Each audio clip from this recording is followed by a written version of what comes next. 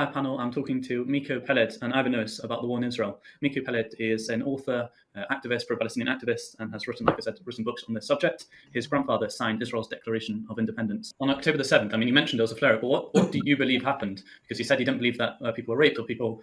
What do you believe really happened then? The news. Well, we know what happened. We know that fighters out of the Gaza Strip came out, and occupied, I believe, 22 cities and kibbutzim and settlements in the southern part of the country. We know now, as more and more evidence is coming out by Israeli witnesses, that is obvious. It's in the Israeli press. I don't know if you read Hebrew, but it's in the Israeli press that a great number of the Israeli casualties were actually caused by the Israeli military firing. There was one witness in Kibbutz Be'eri who actually saw them shelling houses where there were hostages. We know now, we've heard this more than once in the Israeli papers, that the fighter helicopters, the war helicopters that tried to attack the Palestinian fighters early on, were not able to differentiate between the Palestinian fighters and civilians and killed a great many civilians.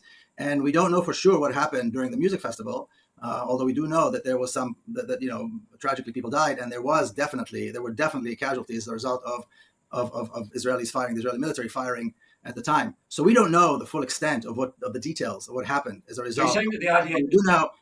We do know very well that the declared objective of this attack on October the 7th was to take hostages, to take prisoners, and then have a prisoner exchange, in order to release the thousands of Palestinians that Israel has hijacked and kidnapped and has in custody, the vast majority of whom are either political prisoners or prisoners because they're Palestinians. And that was the objective. And so when you put together the fact that, number one, this was the declared objective, number two, that these were trained and disciplined Muslim fighters, and number three, that we know for sure many of the victims were as a result of Israeli fire, I think it's very, very clear that all the accusations that were leveled against the Palestinians at this point are, at best, unclear, and at worst, vicious lies. What I'm saying is that the stories about beheading and rape have been completely refuted. What about babies in ovens? That was nonsense. Babies in ovens, how do you feel about that? That was all refuted. These were refuted everywhere. Look at the Israeli press. Look at everyone else that looked into this. These claims were early on refuted, and the fact that Zionists and others are repeating these vicious lies against the Palestinians is only to discredit the Palestinians. But we know for sure that none of that happened.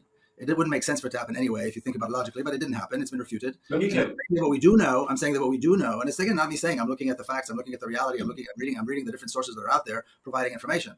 And according to these sources, we know very well that a great deal of the Israeli casualties were caused by Israeli fire. We don't know if and how many, and if any at all, were killed by Palestinians. We don't know that because that has not yet been investigated.